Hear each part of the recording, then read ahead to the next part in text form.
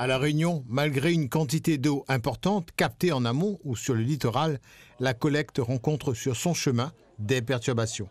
Une partie de l'eau est alimentée par des canalisations qui peuvent fuir, donc c'est ce qu'on appelle les pertes d'eau, d'accord, donc ce qui caractérise le rendement de réseau d'une installation. L'eau perdue représente environ 30% de la ressource totale.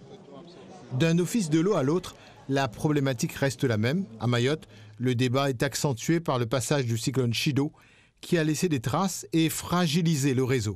Parce que ce qui arrive aujourd'hui à Mayotte peut arriver aussi à La Réunion. Comme aujourd'hui, on a vu ce qui est passé, se fait à La Réunion. On a construit un tunnel qui permet aujourd'hui de basculer d'un côté de l'autre pour essayer d'avoir un équilibre d'eau. Cette rencontre est un vrai carrefour des régions. À plus de 10 000 km en Alsace, un effort est mené pour réduire la présence des pesticides dans l'eau. Les pesticides qu'on retrouve dans l'eau viennent du maïs. Et donc pour ça, on a proposé aux exploitants qui mettent du maïs dans les rations des vaches de remplacer ce maïs par de l'herbe. Et la filière qui collecte le lait derrière rémunère mieux l'exploitant en considérant que c'est du lait fait avec de l'herbe et qui a une meilleure qualité nutritive.